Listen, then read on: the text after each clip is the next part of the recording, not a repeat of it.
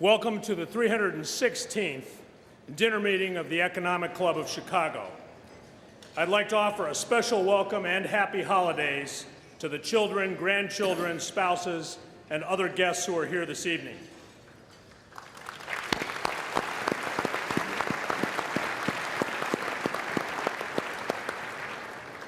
Also, we are fortunate to have with us tonight many Olympic athletes, members of the Chicago 2016 committee, and numerous others who have generously been donating their time to staff the Olympic Committee. I'll begin with a few announcements about our upcoming programs. The club's second forum of the 2006-2007 program year will be held on Tuesday, January 9th at the Fairmont Chicago Hotel. This meeting will explore the future of the American economy through the lens of the Hamilton Project, an initiative of the Brookings Institution aimed at restoring America's promise of opportunity, prosperity, and growth. Jacob Weisberg, editor of the Daley online magazine Slate and a columnist for the Financial Times, will moderate. The guest speakers will be Robert Rubin, who served as Treasury Secretary under President Clinton, and currently is chairman of the Executive Committee of Citicorp, Inc. Roger Altman, chairman of investment banking firm Evercore Partners, who served two presidents in the Treasury Department, and Austin Goolsbee, the Robert P. Gwynn Professor of Economics at the University of Chicago Graduate School of Business. On February 8th, the Chicago Automobile Trade Association will host us once again for a special preview luncheon of the Chicago Auto Show at McCormick Place. The luncheon speaker will be Jim Press, president of Toyota Motor North America. All of our upcoming meetings are listed on the club website. And now it's my pleasure to introduce the speakers table. As I call their names, I'll ask each guest to stand and remain standing until the introductions are completed. Please hold your applause until all have been introduced. Beginning with the back row, from my far left, Jack Sandner, retired chairman, Chicago Mercantile Exchange, and a member of the 2016 Olympic Committee. Arthur R. Velasquez, president and CEO, Azteca Foods, Inc., and a member of the 2016 Olympic Committee. Edgar D. Janata, chairman of the board and chairman of the Executive Committee, William Blair and Company, and past president of our club. Frank M. Clark, chairman and CEO, ComEd, and a member of the 2016 committee. Jim Skinner, vice chairman and CEO, McDonald's Corporation, and a member of the executive committee. J.B. Pritzker, managing partner of the Pritzker Group, and a member of the 2016 Olympic Committee. Deb DeHaas, vice chairman and regional managing partner, Deloitte & Touche USA, LLP, and a member of the 2016 Olympic Committee. Henry Beenan, president, Northwestern University, and a member of our 2016 committee. Lester Crown, chairman, Material Service Corporation, and a member of the executive committee of the club. Michelle Collins, co-founder, Svoboda Collins, and a member of the 2016 committee.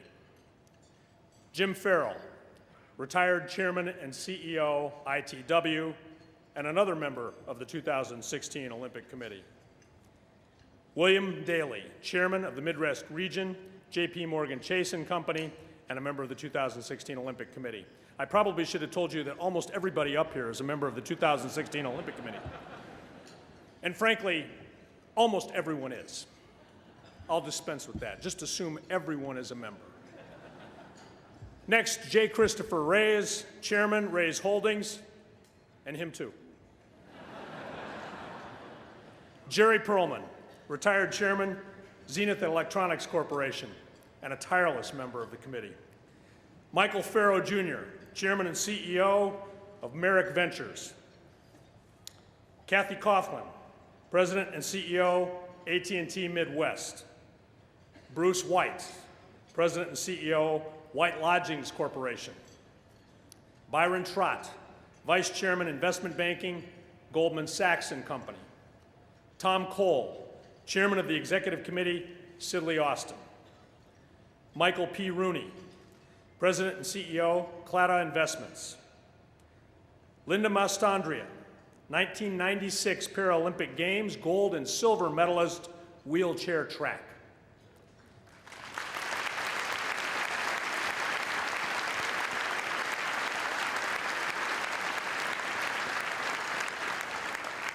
William Scher, Vice President, Private Wealth Management, Goldman Sachs, a member of the committee and a 1988 Olympian, bronze medalist in wrestling.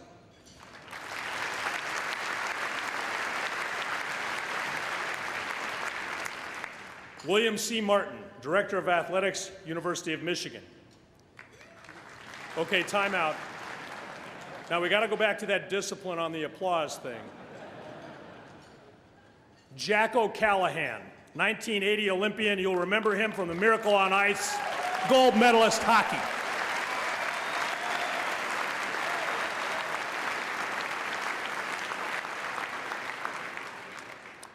Diane Simpson Bundy, 1988 Olympian, rhythmic gymnastics.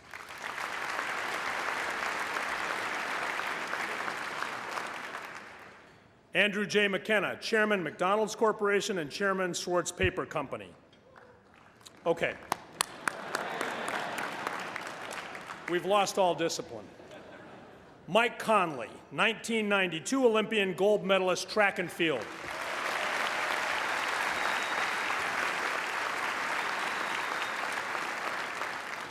John Van de Velde, 1968 and 1972 Olympian, cycling.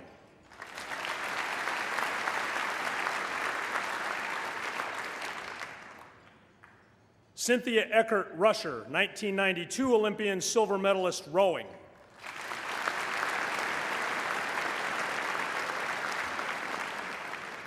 And a close relative, John D. Rusher, 1992 Olympian, bronze medalist, rowing.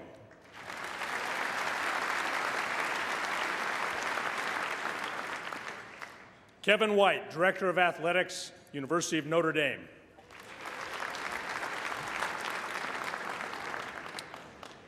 Dave Sims, a 1980 Olympian, the games that were boycotted, Olympian in swimming.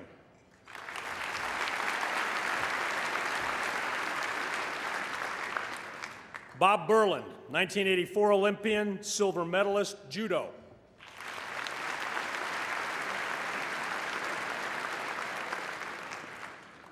Doniphan A. Langford III, Vice President, WMX Inc., and the President of the Board of Directors of U.S. Rowing.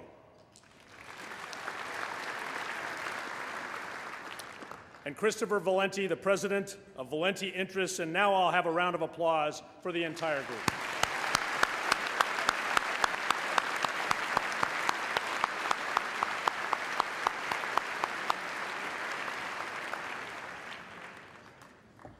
And now we'll move on to our program. 100 years ago this year, preparation began on the Plan of Chicago. It was the first comprehensive plan for the controlled growth of an American city. It's appropriate that Chicago, which has always been a city of vision, would have led the nation in this way. It's also appropriate that the chief author of that plan was Daniel Burnham, who in the previous decade had overseen construction of the world's Columbian Exposition. That phenomenon showed the world the kind of dynamic and unstoppable city that had arisen from the Great Fire less than 20 years before. Daniel Burnham's famous maxim was, "Make no little plans, they have no magic to stir men's blood." Chicago has always embraced that philosophy, as demonstrated by the great works of civic planning and execution that Burnham accomplished here, and so many others that have defined us as the city that works. We're here tonight because Chicago is, again, making no little plans. We're planning on mounting an event to rival the Columbian Exposition, to bring to our city the largest of modern global spectaculars, the Olympic and Paralympic Games.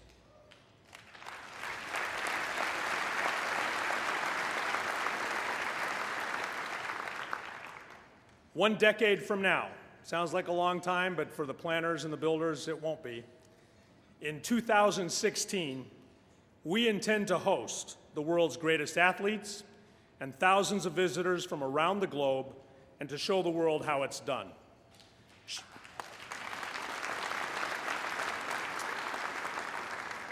Chicago is now one of only 2 remaining candidates to be the United States nominee to the International Olympic Committee. It's down to us in Los Angeles, with potential international competitors being Tokyo, Rio de Janeiro, Madrid, and Istanbul. The final decision for the U.S. representative will be made in April next year. Tonight, we'll learn more about our work to bring the Games to our city and from the leaders of that effort. Our guest speakers hardly require any introduction. As they're such well-known figures here in Chicago, I'll be brief. First are the co-leaders of the Chicago 2016 Bid Committee, Patrick G. Ryan and Mayor Richard M. Daley.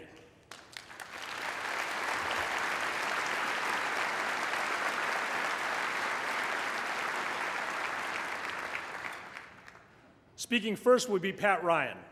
Pat is the executive chairman and founder of Aon Corporation, one of Chicago's leading companies, a global leader in risk management, insurance and reinsurance brokerage, human capital consulting, and outsourcing. He's one of our area's most respected and accomplished leaders in business, philanthropy, and civic service. Chairman of the Board of Trustees of Northwestern University, a life trustee of Rush University Medical Center, a director of the Chicago Bears Football Club, recipient of a staggering number of awards for his accomplishments in business and his service to the community. Pat is an exemplary citizen leader.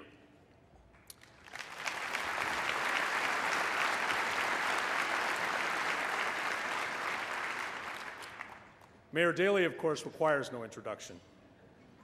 He's been our city's leader for 17 years now, and nothing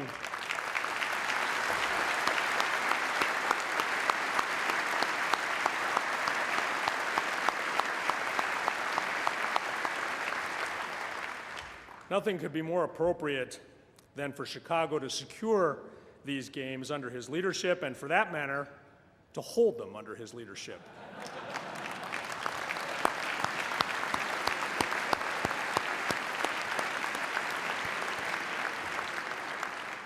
And that may well happen because, as the mayor has just announced, he will run for re-election for another term.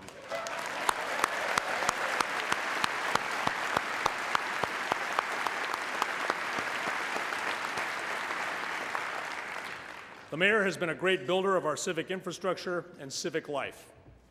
Together, he and Pat Ryan make a perfect team to make this big plan a reality. Finally, as a special treat tonight, I'm pleased to introduce Bill Curtis. As you know, it's customary for the chairman to ask your questions of our speakers after their remarks. Tonight, we're going to leave that job to a real pro. As one of Chicago's and the country's most distinguished journalists, Bill has interviewed, well, just about everybody. He's brought his inquisitive mind and keen insight to reporting and anchoring news from Topeka, where he began his career, to Chicago, Los Angeles, to the network desk in New York.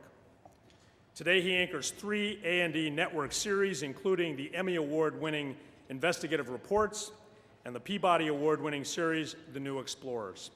So I gladly defer the Q&A duties to an interviewer of Bill's stature. Please join me in welcoming our distinguished leaders.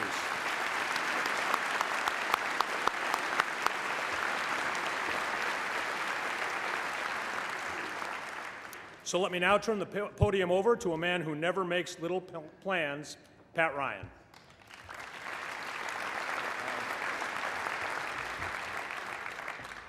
Thank you, Miles, and I would like to add that Miles and Abbott have been doing just tremendous work on our initiative for the 2016 Olympics, and we want to thank Abbott and Miles for all they've done.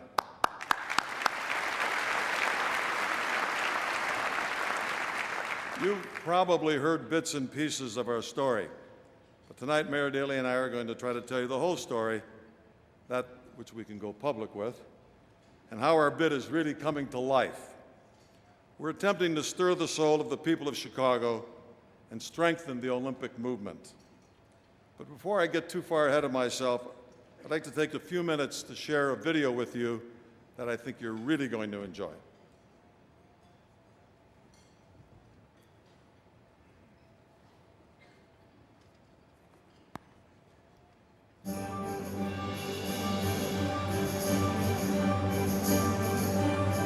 The city of Chicago is built on a tradition of bold visions that become reality.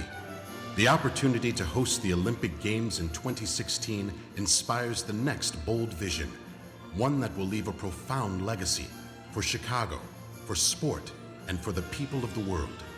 Our inspiration comes from the visionary American city planner, Chicagoan Daniel Burnham, who said, "Make no little plans. They have no magic to stir men's blood. Make big plans, aim high in hope and work." In 1893, as Pierre de Coubertin developed the modern Olympic movement in Paris, Burnham created the world's Columbian Exposition in Chicago. Our city embraced 14 million Americans and nearly 14 million international visitors with an awe-inspiring celebration of art and society. 40 years later, Chicago welcomed a staggering 39 million people from around the globe to the 1933 World's Fair, an international wonderland of innovative architecture, science, and industry.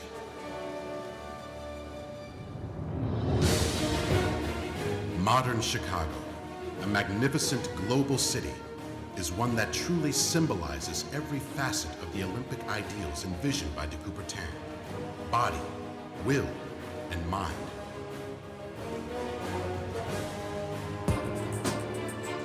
The body of Chicago is its impressive infrastructure, a true partnership between our corporate and civic leaders. Chicago is a leader in global business and mass transportation, state-of-the-art sports venues, and sprawling convention centers, first-class lodging, and world-class restaurants, an international media presence, visionary architecture, and world-renowned parks, all set against the backdrop of Chicago's stunning natural beauty. The will of Chicago is the unwavering pursuit of excellence by our people, striving to achieve higher goals, stretching the boundaries of our imaginations, providing opportunities for higher education, enjoying and appreciating the freedom of expression through art, music, and culture. The mind of Chicago is its unified spirit. Our people are friendly, approachable. Our neighborhoods proudly display the multicultural heritage of our citizens, our downtown serving as a beacon of civic pride, inviting everyone to live, work, and play together. But one thing, perhaps more than any other, truly epitomizes the unbridled passion of our people: our active participation, our loyal support, and our joyful celebration of sport.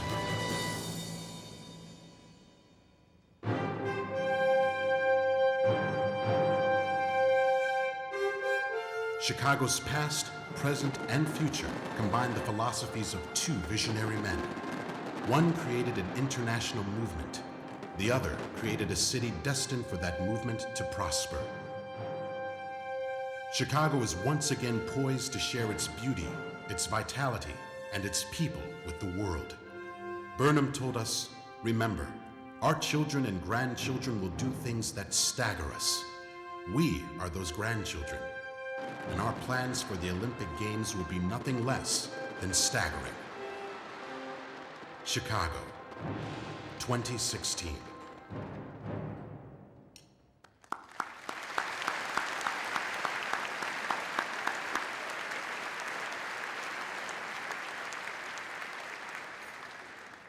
That gets me every time I see it, and I know you enjoyed it. It was produced by a great young Chicago firm, pro bono.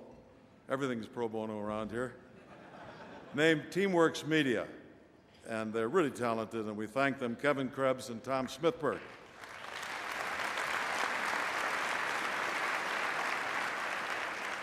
As you saw in the video, two visionary men are at the heart of our story. But there's a third visionary, Mayor Richard M. Daley, whose vision it is, who started all of this, saying we ought to bring the Olympics to Chicago. So Mayor Daley is going to share his vision as to why he would like to see Chicago host the 2016 Olympics. Mayor Daley.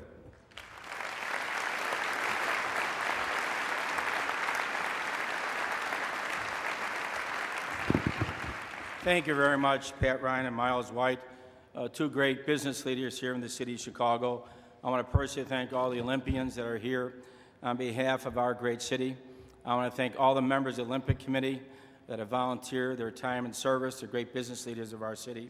And to welcome all the members, the board of directors and members of the Economic Club, especially their families, their children and grandchildren, to the season's address on behalf of the Olympic and Paralympics in the city of Chicago. The Economic Club is a part of the long tradition of public and private partnership here in the city of Chicago. Daniel Burnham's directive to make no little plans is practically a second model for Chicago, a city with a history of bold visions that basically became reality. We rebuilt the city after the Great Fire. We held the World's Columbian Exposition and the World's Fair in 1933 and 1934. We reversed the flow of the Chicago River. More recently, we built Millennium Park, probably the greatest public-private project in the history of our city.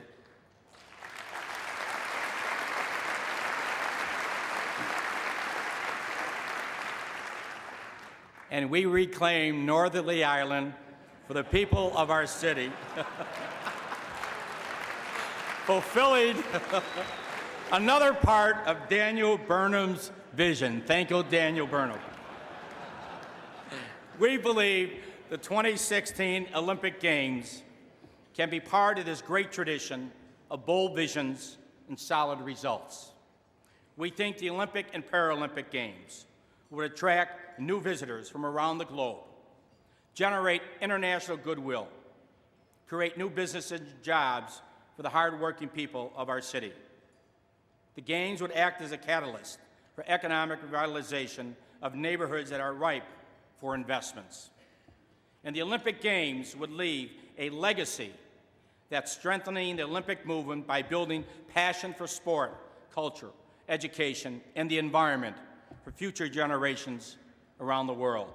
Let me give you 5 reasons why Chicago is the ideal site for the 2016 Olympic and Paralympic Games.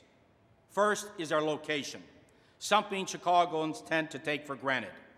There are few cities that are more accessible from almost anywhere on the globe. There are nonstop flights to Chicago from 69 international cities and 134 in the United States. Olympic Games in the United States would attract most of its visitors from North America, and every major North American destination is within a 4-hour flight of Chicago. Just within the last few weeks, we've added 3 airlines to O'Hare: JetBlue, Virgin Atlantic, and South African Airlines, with the first nonstop service between Chicago and Africa. Chicago will become even more accessible to the rest of the world after we completed the O'Hare modernization project. As you know, we're already enlarged and improved Midway International Airport, which is now the fastest growing in the nation. So Chicago is one of the most accessible cities in the world. And once visitors are here, they'll find every location in the city is accessible, and our public transportation system, the second largest in the nation. It's also accessible for people with disabilities, and this is vitally important because we're hosting the Paralympic Games for athletes with disabilities.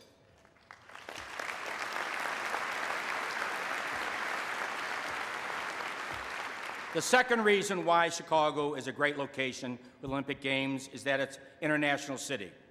As you may have read, Standard & Poor's recently rated Chicago one of the world's top 10 economic centers, based on the depth of services it provides to its residents, its credit quality, and its economic strength. We have very active sister city relationship with 25 cities around the globe. I don't have to name all the international companies that are headquartered in the Chicago area. Some of you basically manage those companies. But it takes more than international business to make an international city. It basically takes its people. A visitor from almost anywhere in the country, in the world, will feel right at home in Chicago. There are 26 ethnic groups in the city that have at least 25,000 members each. More than 100 languages that are spoken in Chicago. We answer emergency calls in 27 of them. Almost every weekend during the spring, summer, and fall, you'll see an ethnic parade or festival in Chicago. Our ethnic neighborhoods give Chicago an international flavor that many other cities lack. Our residents don't have to travel abroad to absorb the culture, customs, and cuisine of other nations. They only have to hop on a city bus.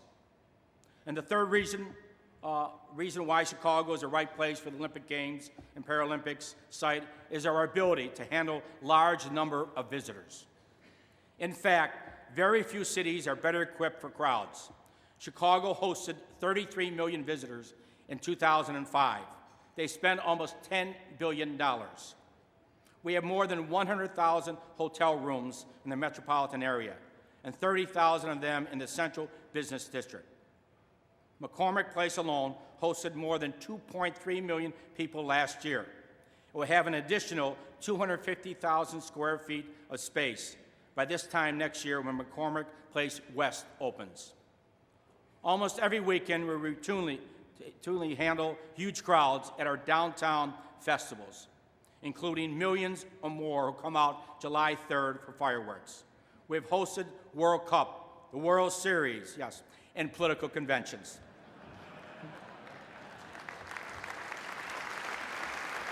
We are not afraid of crowds in Chicago. We basically welcome them, and we keep them safe and secure.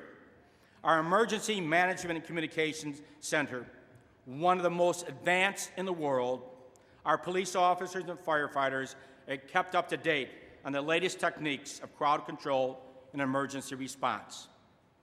The fourth thing in our favor is the great natural beauty of our city.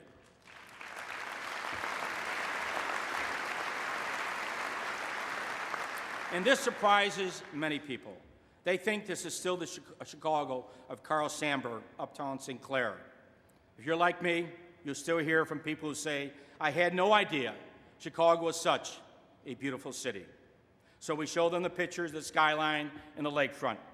We make sure they're aware of Millennium Park. Not only is it a masterpiece of architecture and art, it's also a tribute to the generosity and civic involvement of Chicago business and non-for-profit community. And that is very important when you're trying to attract something like the Olympic and Paralympic Games, which requires a lot of civic energy. We also make sure they're aware of the beauty of Chicago's neighborhoods, our efforts to make this the most environmentally friendly city in the world. We tell them about Chicago's universities and cultural institutions. The Chicago Symphony Orchestra, known throughout the world, has performed on 4 continents. Thanks to companies like Goodman and Steppenwolf, our theater is no longer just nationally known, it has become internationally known. The drama critic of the Manchester Guardian has called Chicago, and I quote, the current theater capital of America, end of quote. I have to mention that Mayor Mike Bloomberg, the next time I will see him. Our great museums and, of course, our universities are known throughout the world. The fact is, Chicago takes a back seat to no city when it comes to education and culture. Our fifth selling point to the U.S. Olympic Committee is that Chicago loves the athletes. In fact, we're the nation's #1 sports town, according to Sporting News. We recall the excitement when the Chicago White Sox won the World Series last year. I know you all agree with me. Of course, we feel the excitement this year of the Chicago Bears having the best season in many years. Chicago is not just about our professional sports. This is where the Special Olympics originated. We are proud to host the Gay Games this summer. Every year we hold the LaSalle Bank Chicago Marathon, one of the largest in the world, with 40,000 runners and more than 1 million spectators. You can just visit any city park, you'll see people playing soccer, softball, and a dozen other sports. In closing, I want to emphasize that Olympic Games and Paralympic Games present an unparalleled opportunity to market Chicago to the international audience. Chicago now is truly international global city, both in character and commerce. However, if we want this city to thrive in a global economy, we have to do everything we can to raise our city's profile before an international audience. And the Olympic Games will leave a great legacy for our children and the future Olympians. The time is right for a U.S. city to host the Olympic and Paralympic Games, and that city should be our great city, Chicago.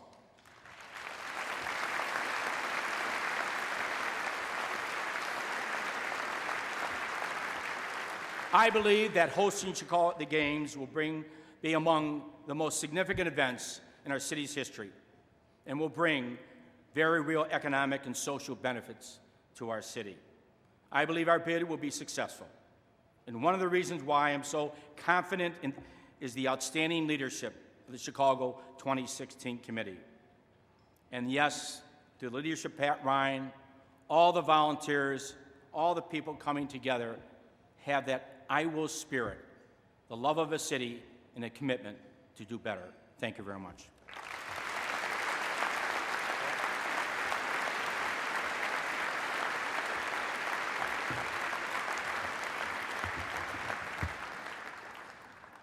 Thank you, Mayor Daley. As many of you know, the mayor and I have recently been traveling to past Olympic host cities, Athens and Barcelona. We've also visited London, where the Games will be held. Got to get the picture off there. It's a little. In 2012. But we saw the emotion, the spirit, and the pride that the Games brought to the people of each city.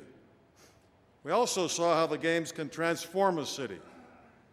Barcelona, for instance, recaptured its waterfront and redefined itself on the international scene. The city and the people of Barcelona continue to reap the immeasurable benefits of hosting the Olympic Games. People ask why I, at such an advanced age, got involved in a project that lasts 10 years. Thank you, Corbett. The answer is simple. When Mayor Daley asks you to do something as a citizen, you have a responsibility to do that. And something this important that could literally change the lives of so many people, you simply just have to get involved. And that's our committee. Our marvelous plans for the Chicago Games will provide a Games time experience that inspires the world and a post-legacy that enhances the Olympic and the Paralympic movements and, of course, our city. Our plan takes advantage of the lakefront, our parks and our neighborhoods, and of course, as the mayor said, our passion for sports. It will be a compact Games, celebrated in the heart of our beautiful city with its restaurants, hotels, shops, museums, theaters virtually steps away. Washington Park will be the site of the Olympic Stadium, hosting the opening and closing ceremonies and athletics, or as it's called in America often, track and field. The stadium will be built as a facility that will be converted post-Games into a 10,000 capacity venue capable of hosting local, national, international athletics events. It will be a state-of-the-art facility whose flexibility will provide the Olympians with the best venue in which to perform, which is critical. Beyond this legacy for athletics in the area, the stadium will have a major cultural benefit to the neighborhood, the Washington Park area. It will be able to be used as an amphitheater, capable of hosting a vast array of cultural events that are so important to the local community and across the city. The Olympic Games in Chicago will focus on the athlete experience, first and foremost by placing the Village in the heart of our city. Critically, 85% of the athletes will live within 15 minutes of their competition venue. All of these athletes up here know how important that is. We are totally sensitive to the needs of the Olympic and Paralympic athletes. Post-Games, our Olympic Village will turn an underserved area into a gleaming, new, mixed-use community. Positioned just south of McCormick Place, the Olympic Village will greatly advance the revitalization of yet another neighborhood and create 37 acres of new lakefront development, creating new lakefront land out of air rights. Just to put in perspective for you, the length of this will be like Randolph to Congress, so it's not small. Just as Chicago has done many times, we're proposing to build the Olympic Village over the top of the current truck staging area for McCormick Place. As you know, places like the Prudential Building, which when some of us came to Chicago for the first time was the tallest building in Chicago, the Prudential Building, Millennium Park, Union Station, the development of Upper Wacker Drive, all represent the great tradition of creating value over barriers, over land barriers. That's what will be done over the marshalling yards. This new development will allow us to recapture the lakefront for the people of the near South Side and create an entire beachfront environment for Chicagoans to live, work, and play. This is really going to be an exciting development. And as you can see on the screen, the Chicago Park District has planned a new marina at 31st Street, basically in front of the Village, which is really a unique opportunity for our great city, but for this fantastic development. Just as Chicago recaptured the lakefront from Randolph to Congress when we built on top of the railroad tracks, we plan to create a unique urban legacy by developing what one urban planner has called the missing tooth of Chicago's lakefront. Our plan also calls for the development of a world-class aquatic center at the University of Illinois, Chicago. This aquatic center will leave in place Olympic swimming and diving pools, which will greatly enhance the development of competitive aquatic sports in our city. Why do we think we'll win? Well, Mayor Daley's already made the case why Chicago will be an outstanding host for the 2016 Games, but I will reiterate a couple of points very briefly. We will be the most central, compact Olympic Games ever. And the International Olympic Committee and the U.S. Olympic Committee, their primary goal is to be athlete-sensitive, to be Olympian-sensitive. This is all about the athlete. So our Games will be athlete-focused, providing a world-class experience as an athlete, an Olympian, in the heart of our city for the Olympic and Paralympic athletes, but they'll be living right in this community. They'll be a part of the great urban center of Chicago. The Game Times experience that Chicago will provide the athletes, Olympic family, and spectators will be second to none. The Games will be embraced by our sports-loving citizens like no other Games in history, and we believe that more people will see Olympic events who don't have a ticket, either because they can't afford one or there's not one available, than in the history of the Olympic Games, modern Olympic Games. As the mayor said, Chicago is incredibly accessible thanks to our airports, but very importantly, we have 60 million people living within a 6-hour drive of Chicago.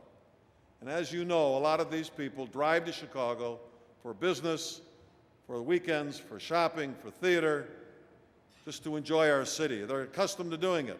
And we believe that we'll be attracting a large part of that 60 million market. One final point that the mayor made, but that is really important to highlight, is our city's proud history of being way out in front in providing equal access for people with disabilities. Starting back with Mayor Richard J. Daley, through today with Mayor Richard M. Daley, with Chicago's world-renowned Rehabilitation Institute of Chicago, our city leads the way in setting the standard.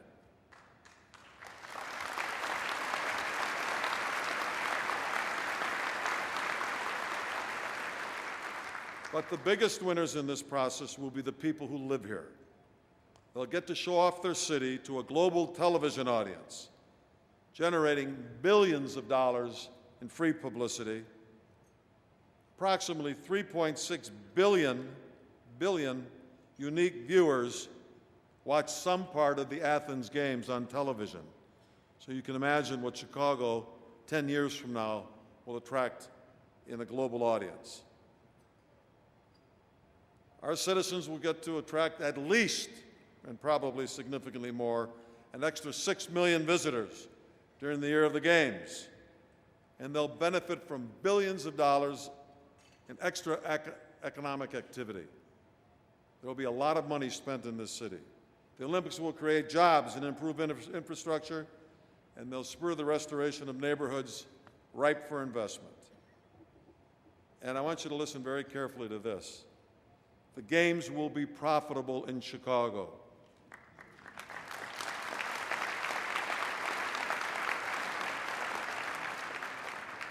Los Angeles, Atlanta, Salt Lake City were profitable Olympic Games.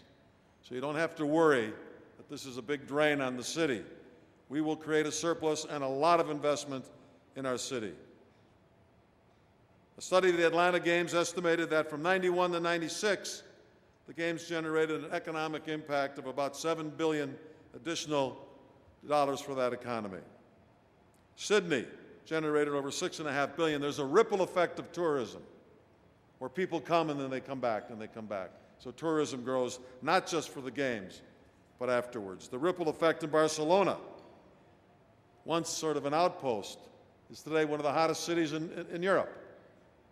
The ripple effect of tourism in Barcelona is very, very significant. But the Games are not just about profit. They leave behind institutions that last a lifetime. 40 years ago, after the World's Fair closed, Burnham's Palace of Fine Arts became home to our great Museum of Science and Industry. What we'd like you to remember is that while the Olympic and Paralympic Games are only here for a 6-week period, their legacy will live on and shape our city for years to come. That's the reason why so many of us and so many of you are working hard as we get the Games to Chicago. We need your help.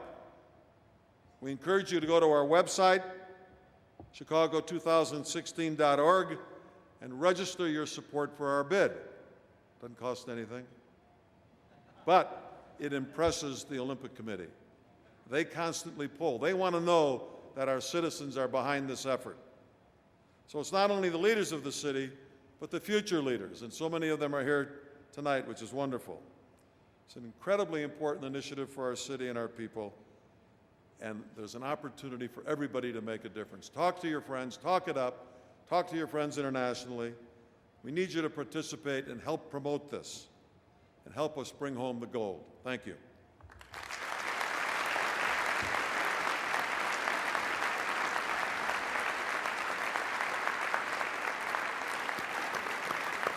Very impressive. Pat, what are the final obstacles now to really getting it here in the United States? Well, we just have to finish up all of the work that we have to complete by January 20th. And I think that the biggest issue that remains, obviously, is to convince the U.S. Olympic Committee. But in addition to that, to be getting the word out about Chicago internationally, because we need people in the international Olympic movement to say, we don't want LA, we want Chicago. That's very important. I feel that LA's had it once. It ought to be ours. Had it twice. But you know, internationally, the United States is not very popular these days. Mr. Mayor, Do you think there's a chance in the world that they would, I know they're not choosing right now, but they would choose a U.S. city? I do. I think America is much stronger. We have issues, global issues that deal with the safety and security of the world. And the United States was very controversial. But we have a great history, a young country, of being civic-minded and a commitment to the Olympics. And I believe in the next presidential election, you'll see, both candidates, we hope both candidates will come out strong on behalf of American City to host the 2016 game, to really showcase what America is really about competition, great athletes, and bringing together every country in the world right here in Chicago to show what really America is all about, and meet people right here from Chicago, meet the athletes from this great country and around the world. I think that's what America has to portray, the great things we've done not only for our country, but the sacrifice we have given to the world on behalf of peace and democracy. Pat, everybody is probably wanting to ask, how much is it going to cost? I looked at some of the things, and the Washington Park, check me if I'm wrong, stadium is going to be about $350 million. The Village, I think, is estimated at more than that. Is this going to break the bank? No, because let's start with the Village. The Village is estimated, the development of the Village is estimated to be about $1.1 billion. $1.1 billion. $1.1 billion. But we expect that to be privately financed by developers. We are very, very confident that it will be a very hot development, and the top developers in this country are going to bid to be the developers of that great new city within a city.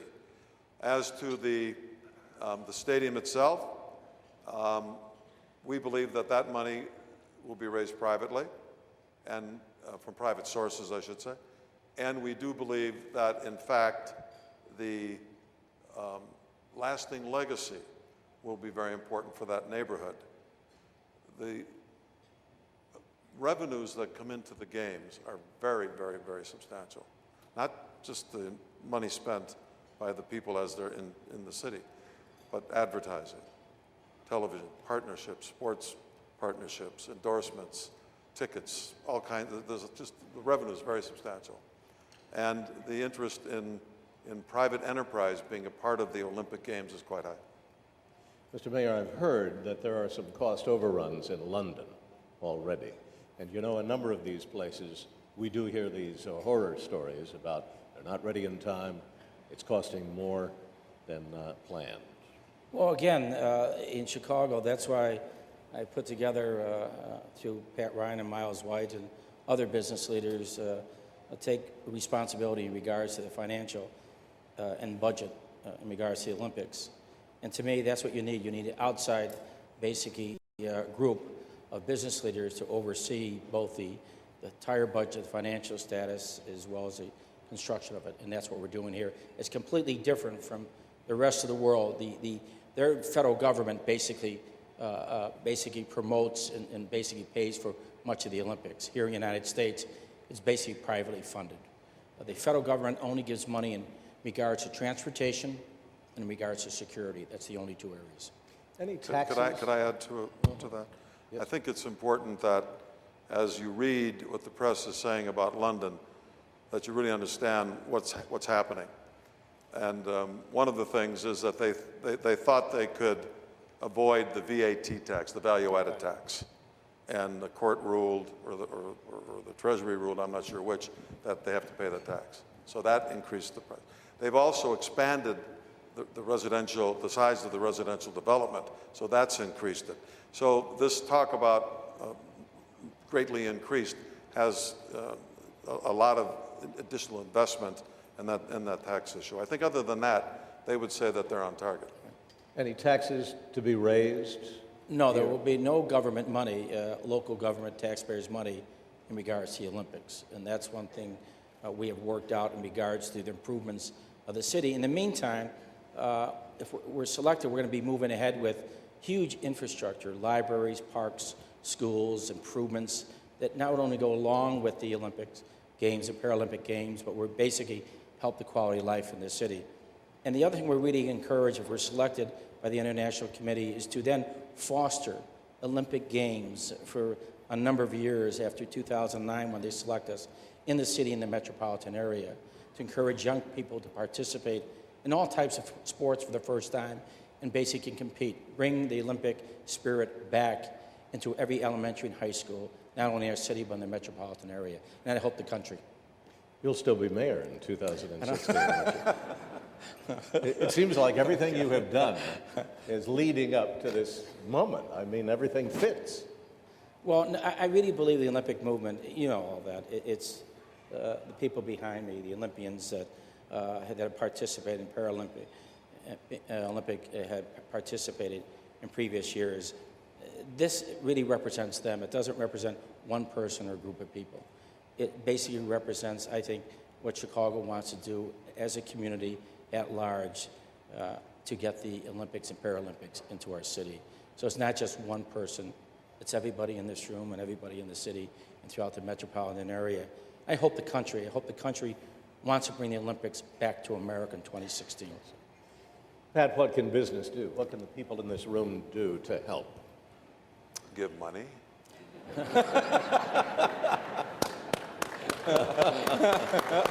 I'm told that number. I think there are envelopes, and we're not going to ask people to stand up and pledge, but No pledges. no. But seriously, I think getting the word out is really very important. Showing the support, talking to your friends and neighbors. I got on an elevator the other day, and a colleague of mine who I didn't know said, "Is this going to bust the city?" People just don't have, you know. There's that impression Right. from past Right. Olympics. Well, yes, because of I don't want to say reporting. I think that they haven't really.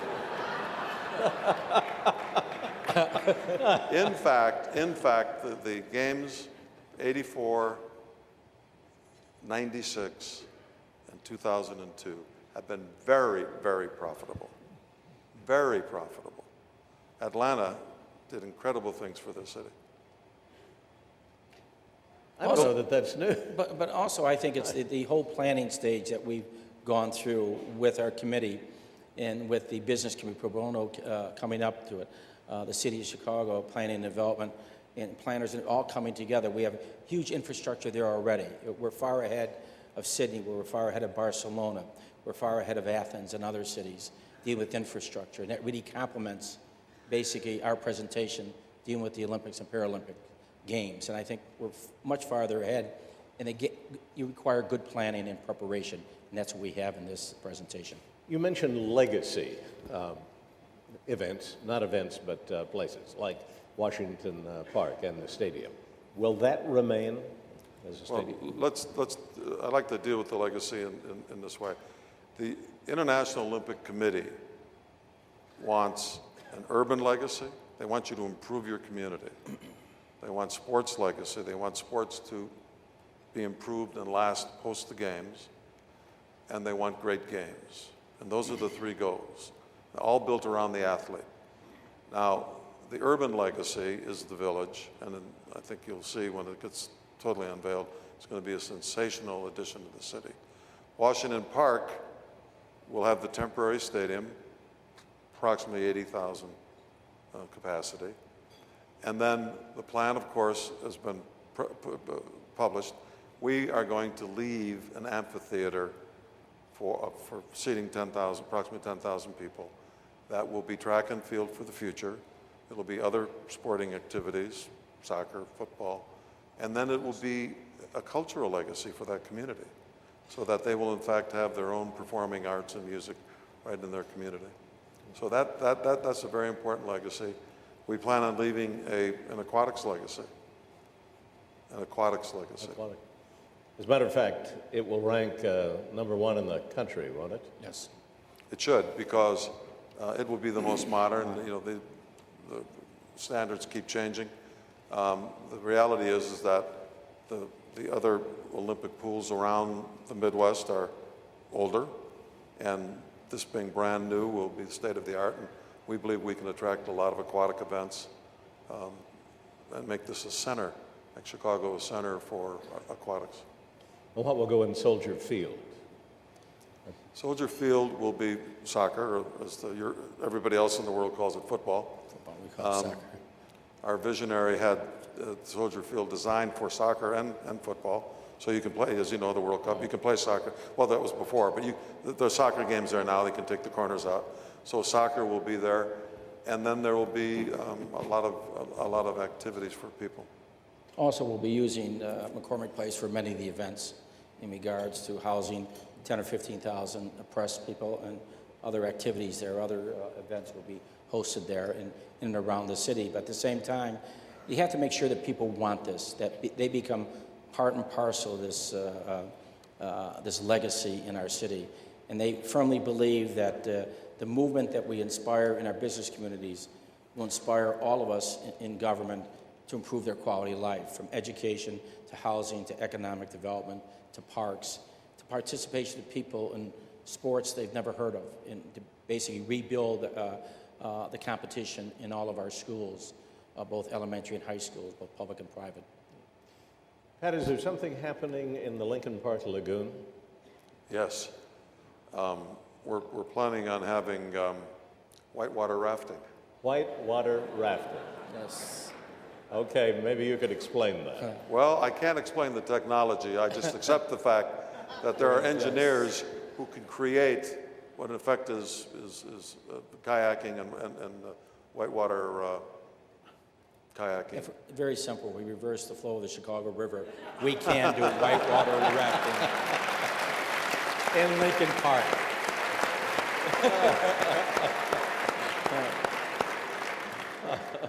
If I could, how far north will it go? Beyond Lincoln Park? It'll go to Montrose. The tennis will be up there. Tennis. Where will the marathon be run? The marathon will be run pretty much where the current marathon is run.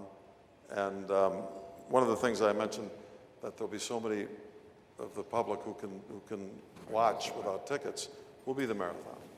We also have plans where there'll be things on the lake that people will be able to watch activities just without going into a venue. And the marathon will really showcase the city, all our communities, and that's really important to see as they run the marathon, all parts of the city, and that will be the complement of a global city. Can you imagine the television coverage? Almost every event is downtown with that skyline, that beautiful skyline in the background. Rowers, we have a number of rowers with us tonight. Where will they participate? We're not prepared to, we're still working that one through. Right, we Okay. are. Yeah, we're Thank making you. sure. I know I was told, don't ask that question. And of course, what do I go? And I was Thank you, told, Bill. I was told, don't answer it. Thank you, Bill. Well, we'll just put a nice big headline saying, watch this space, because it'll really be exciting.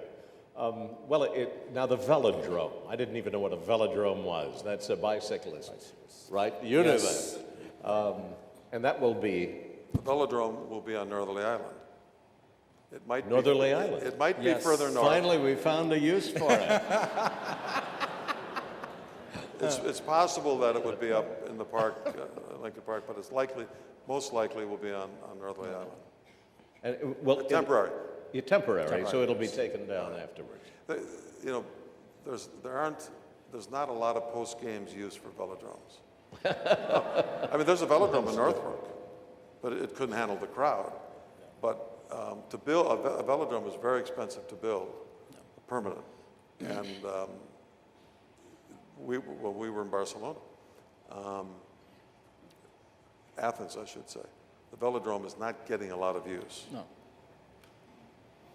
One thing we found out in our travels, whether to Athens or Barcelona, I went to Beijing and also going to London, is that in leaving a legacy, it can't be a financial burden for the taxpayers of your city or your state or your nation. And so that's really important for us to, it's not a tax burden that many times when they build these facilities, what use will they have after the Olympic and Paralympic Games? And that's why basically planning is really important. The financial planning is important in regards to the Olympics 2016. That's why it was so impressive to be so well prepared that you really are looking beyond the Olympics to the use afterwards. So let's look at Washington Park. What effect do you think the stadium and the activity down there will have on the neighborhood and the South Side? Well, you do track and field, you'll do soccer, lacrosse, you'll do football, you'll have various cultural events, you'll rebuild the entire park, you'll build affordable housing in the community, and also the pride that the community wants to have in regards to Olympic Stadium being there, the job opportunities for people, opportunities to really showcase Chicago, the opportunities for people to volunteer on behalf of our great city. And that's one thing the Olympic movement brings to your city. Great pride in the city in regards to the Olympic movement and how thousands and hundreds of thousands of people volunteer on behalf of showcasing their city. Yes. And the athletes' experience. That's so important to the Olympic Committee, isn't it? It's critical. It's really what it's all about. And we set as our goal two goals really to begin with. One, when Chairman Peter Ueberroth of the U.S. Olympic Committee came to see the mayor and we all met the first time in May, you have to prepare yourself to win 60 international votes. That's how you get it. And then the second thing was what the U.S. Olympic Committee and the International Olympic Committee want is they want the games to be all about the athlete. So that's where we really said, we've got the natural solution in the compact city center, lakefront parks, and so it's really great for the athlete. If you talk to any of these athletes, that being 15 minutes or less to the venue is a tremendous competitive advantage, and then obviously the quality of life after they're finished with their events.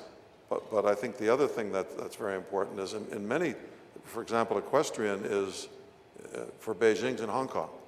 Sailing is often 400 or 500 miles away.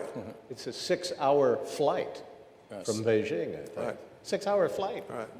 And we're going to have sailing right on the lakefront. We're going to have rowing, very convenient. I can't tell you exactly where it is, but We're working at it. It'll be. We're working at it. Yeah. Figure this one. But the point is, we're using the lake. We've got it right there. And if you talk to these athletes, having a village with the bonding that goes on is so much better than the experiences that some other cities have had with villages. And security, nobody likes to talk about that. Everybody does this day and age. One side is the lake. Right. And one thing we did in 1995 when we built the 911 center, which is the best in the world. I mean, we have major visitors, Homeland Security people, FBI, you name it, all come to Chicago because the way we built it for $250 million and why we invested with companies like Motorola and Boeing who give their expertise and time and effort to improve the quality of basically the technology. We have more cameras than any other American city. We have better technology in regards to informing our police officers and firefighters in any situation from a high-rise to a low-rise. Our technology is improving continually, and by the time the Olympic Games come, we'll have better security by cameras than any other city, we believe, in the world, and even much better than London, because the technology is completely different from 20 or 30 years ago when London was putting theirs in. Mm-hmm. Pat, let's look competitively. Now, our first competitor is Los Angeles. Is there a California bias that we're up against? I don't think so. Because I think that the real goal of the U.S. Olympic Committee, and we give them credit for being well-intentioned people who love the Olympics, they're part of the movement, they believe in what the Olympics are all about, they work every day, most of them on behalf of it, and I think they want to bring the Olympics back to the U.S. I think that's the number one goal. Sure, if Los Angeles would qualify, it'd be natural if you're from, if somebody from Chicago is on the committee, they'd probably like to see it in Chicago. So I think it's about bringing them back is the first goal. And we really do believe that we have a totally different offering than Los Angeles, totally different. And this is my personal bias, I don't think Los Angeles can win the international. I think Chicago can.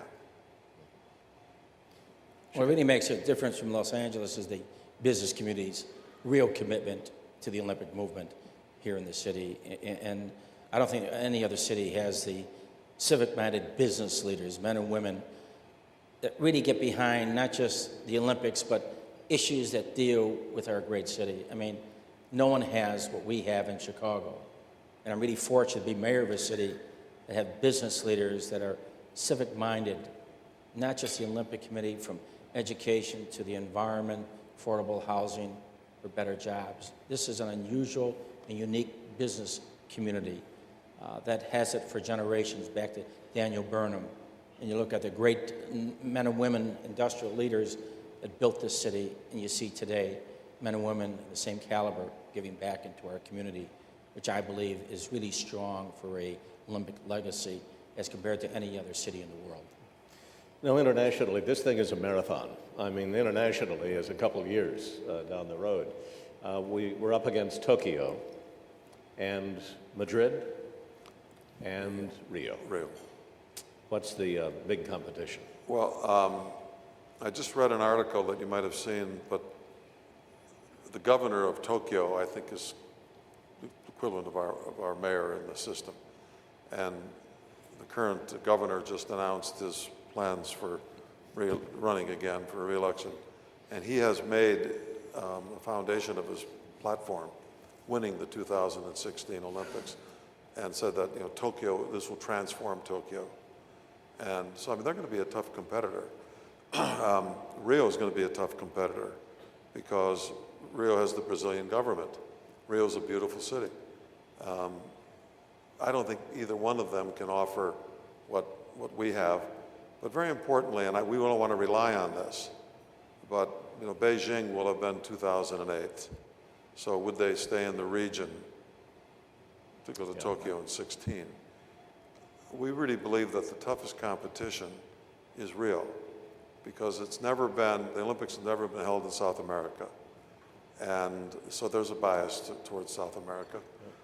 We just believe that when it all gets analyzed, that Chicago will be a lot more attractive than Rio. Also, another city is Madrid. They're well respected as a global city and a city of business and government, and that is another city that we believe will be in the competition in regards to 2016, and they're very formidable opposition in regards to their plans. But they had Barcelona. Yes, but still, like anything else, they're going to bid for it anyway. And they'll put on a very good Yes, they will. very good presentation. And the other thing I think is important there is the regional issue. Again, we're not saying there's a natural rotation, but historically there's been some of that. So London, Madrid, Europe is not necessarily a natural flow. So that's why it's so important for us not to worry about the competition, but to worry about ourselves being able to get those 60 votes. Rio has a bad reputation for crime. A little scary. But I'm sure they could find something about us, too. Well, I think what we want to do is portray Chicago, our strength, and not the weakness of other city. We want the Olympic movement here. We want it back in the United States of America. We want to really showcase what America truly represents. Great athletes and international competition right here in a great American city. And we're not going to be negative in regards to any city. We're going to really point our strengths out in regards to our great city. Final question. How much money do you need from the corporate and the private community? I'm not at liberty to tell you that. Really? As much as you can get, I'm sure. Right. We are, there are lots of different ways. That's why I wouldn't put a quantification on it. We are, and we've publicly said we're raising $25 million now. We're doing very well on that. We have to have $20 million in the bank March 30th, and we have no doubt that we'll be there. And the reason I suppose that was kind of a wise guy remark, but the facts are that there's so many ways that the corporate world can get involved through sponsorships, partnerships, endorsements. There's lots of different ways. And so it's not just the giving of a donation, it's the overall involvement. And a lot of the private funding that is generated comes from corporations having an involvement in the games themselves. Where there are other countries, really the national government, Greece or Spain or Brazil, really supports the Olympic movement. into a city, like Rio de Janeiro, Madrid, or Tokyo. They will support it financially. They will build the infrastructure. They will put all the money. Only in America that federal government doesn't really support, only in regards to public transportation system or security. So it really falls on basically the private sector to really work together with local government and state government to basically bring the Olympics to our city, and that's what you have to do. Let me ask you the final question, Mr. Mayor, and I know you are ready for this. You're a visionary. Introductions, we all think so. So take a look at the stadium, the village, the activities on the north side, the world-class swimming event that are in the core of your city, and could you fill in what the city will do and how they will use that in rebuilding, let's say, a new city? Well, you'll be rebuilding the city, hope tomorrow as well, and in the sense that you're continuing in this planning that we're doing for the Olympics. It's part of an overall strategy of planning improvement of quality of life for every community. And whether it's a new school, whether it's a new park, whether better transportation, whether it's a senior building, whether it's affordable housing, all those issues will be addressed as we move forward in the Olympic movement. And that's how you basically bring people together to get things done as quickly as possible. And the Olympic movement will stimulate us, just like the World's Fair, Columbian Exposition, Great Chicago Fire, Reversing the River. You stimulate people, you get people behind you to move as quickly as possible. And I think that's what you're going to see, dramatic changes in Chicago with the Olympic movement. So the whole growth of the city between now and 2016 will sort of be geared to breathe life into Burnham's plan? Definitely. And expand Burnham's plan to visions of people here.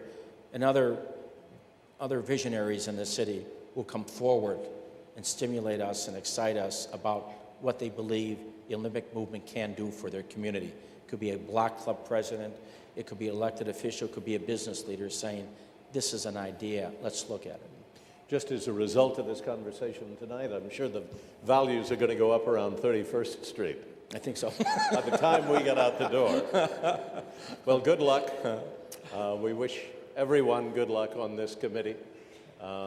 It's a grand, big plan, make no small plans, that we are engaged in, and how exciting it will be. Thank you, Mr. Thank you, Bill. Mayor. Thank you, Pat. Thank you, Bill. Thank you, Pat.